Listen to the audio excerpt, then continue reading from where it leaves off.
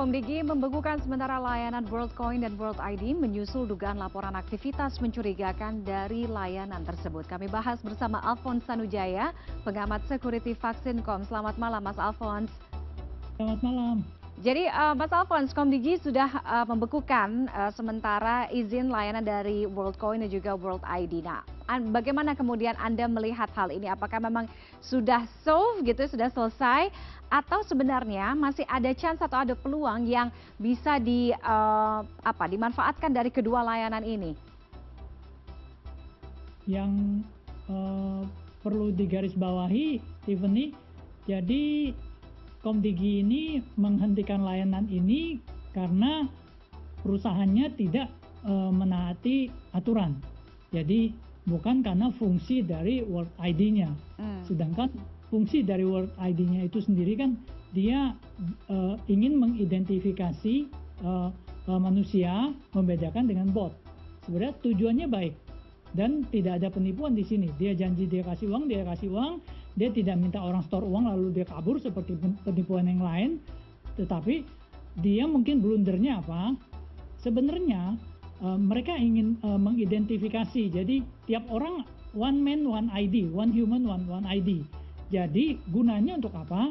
Contohnya kalau di media sosial sekarang kan banyak buzzer, banyak orang yang satu orang bisa dengan ratusan handphone, kita sering lihat kan, bikin ratusan akun lalu berusaha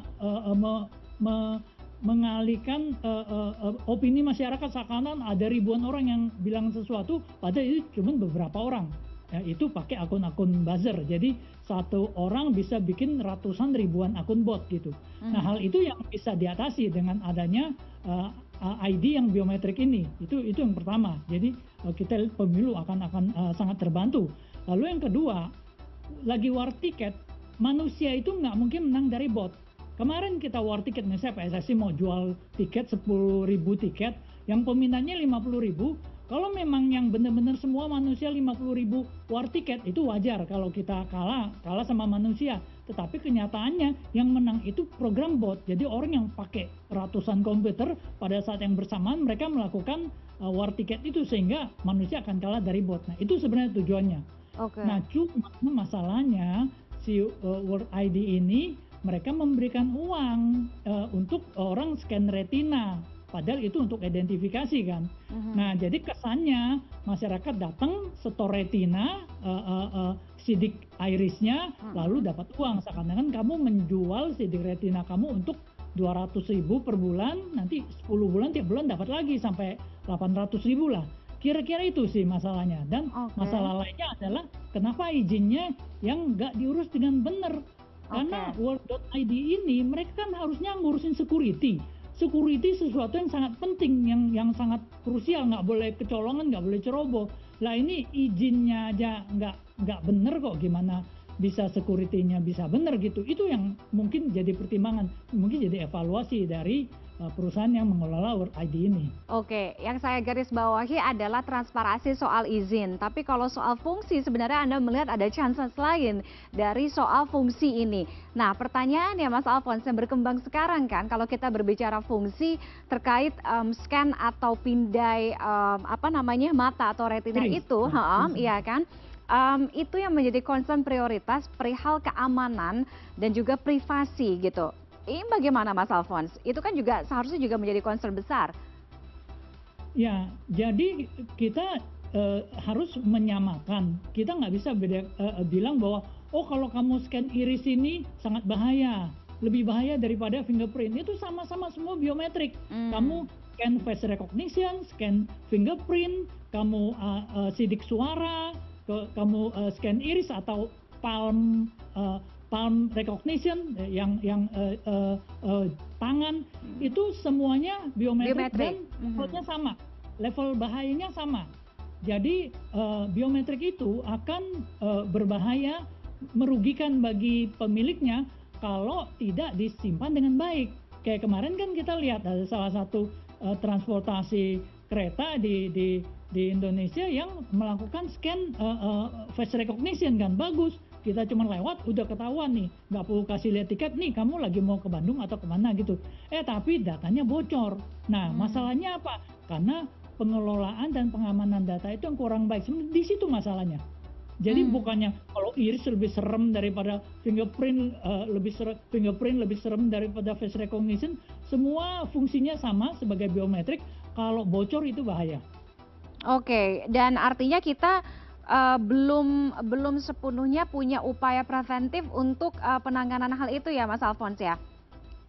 Menurut klaim dari World.id ini, mereka sudah melakukan langkah-langkah yang baik. Jadi klaimnya, waktu orang scan di alat penyekan ini susah kamera, namanya orb itu bulat gitu, so isinya kamera khusus yang melihat iris mata, dia bisa mendapatkan sidik irisnya kan. Nah menurut klaimnya mereka, sidik iris itu sudah didapatkan, itu dienkripsi, lalu dikirimkan di perangkat penggunanya, jadi mereka nggak nyimpan. Jadi perangkat penggunanya menyimpan, dienkripsi, nah sesudah dienkripsi, lalu dipecah 4, dikirimkan ke servernya Worldcoin ini supaya ketika melakukan verifikasi mereka bisa lakukan verifikasi. Jadi andaikan data yang dikirimkan ke server Worldcoin ini bocor pun itu adalah data yang terenkripsi. Jadi nggak bisa, kalau orang even bisa mendapatkan, bisa membobol server dapetin datanya nggak ada gunanya. Kayak data dienkripsi ransomware, kamu bisa lihat datanya, kamu nggak bisa buka. Jadi kira-kira posisinya seperti itu. Oke. Mas Alphonse, kalau tadi Mas Alphonse sampaikan semua yang sifatnya biometrik mau scan retina, kemudian palm, fingerprint dan lain sebagainya itulah ya, semua punya potensi risiko yang sama bahayanya gitu. Nah, kalau mungkin dulu kita ingat sebelum rame-rame soal World ID, Worldcoin ini kan juga pernah dibuat heboh di sekitaran 2020-an ya, kalau saya nggak salah ada Clearview AI. Nah, dengan masifnya perkembangan teknologi yang sekarang, kita tidak hanya berbicara mengenai literasi digitalnya saja ya Mas Alphonse gitu, tapi bagaimana pengawasan regulasi terkait dengan pemanfaatan teknologi ini. Harus bagaimana? Karena nanti ke depannya kita akan juga bisa tidak menutup kemungkinan akan menemukan hal-hal serupa seperti yang terjadi sekarang nih kayak Worldcoin ini. Sebenarnya ide dari World.id ini cukup baik dan positif, dalam arti dia ingin membedakan human dengan bot. Bot itu bisa robot dalam arti sebenarnya, atau bot dalam arti program bot gitu. Nah jadi sebenarnya menurut pandangan mereka dalam 3-5 tahun ke depan aplikasi-aplikasi akan menguasai ranah digital ini, dan manusia akan sangat sulit bersaing dengan bot ya. Terbukti waktu kita war tiket kita kalah, waktu ada buzzer itu kalah, apalagi 3-5 tahun lagi, sehingga sangat penting untuk bisa mengidentifikasi orang dan membedakan dengan bot, sehingga kalau bot kamu nggak bisa masuk. Jadi contoh simpelnya begini, kalau misalnya ada orang bisa bikin KTP palsu, bisa bikin SIM atau bikin paspor, tetapi kalau sudah di-scan biometriknya, dia nggak bisa malsuin bola matanya atau sidik jarinya, sehingga tidak mungkin dia bisa bikin KTP palsu atau paspor palsu atau buka rekening bank palsu kalau misalnya mereka memanfaatkan database-nya World.id. Tapi saya tidak mengatakan bahwa ini harus memakai World.id. Sebenarnya konsepnya ada satu pusat data biometrik yang baik yang dikelola di Indonesia gitu loh. Contoh misalnya apakah BSSN bisa mengelola ini dengan baik, kita dukung, karena sebaiknya pemerintah yang pegang, jangan swasta. Tapi pula ditaruh di luar negeri kan itu bisa melanggar undang-undang, karena datanya orang Indonesia, apalagi yang biometrik, harus taruh di Indonesia. Andaikan diberikan pun saya sarankan datanya diharuskan taruh di server data center yang ada di Indonesia. Jadi itu poin pentingnya. Lalu yang menarik begini, ini perusahaan swasta, dia ngambil iris, tapi dia malah ngasih duit. Nah sekarang yang kita ironisnya, kalau pemerintah yang ngelola dapat budget dari pemerintah, nungguin semua berebut budget kalau untuk ngelola data, ngelola biometrik, udah nggak dapat budget dari pemerintah, habis itu bocor gitu. Nah itu yang saya harapkan menjadi satu evaluasi gitu loh. Jadi sebenarnya orang ngelola biometrik ini kok malah bisa ngasih duit. Kok sekarang lembaga pemerintah yang ngelola data biometrik ini udah dapat budget, habis itu tetap bocor gitu. Nah saya harapkan itu menjadi satu evaluasi. Cobalah kita lihat bahwa bagaimana sih, apa sih yang salah gitu loh. Oke, baik. mudah-mudahan masukan Anda bisa didengar dan bisa menjadi solusi evaluasi yang lebih baik lagi ya terkait dengan bagaimana penampungan data pribadi masyarakat Indonesia saat ini. Terima kasih Mas Alphonse Tanujaya, pengamat security Vaksin.com sudah bergabung dengan CNN Indonesia Connected malam hari ini. Selamat malam.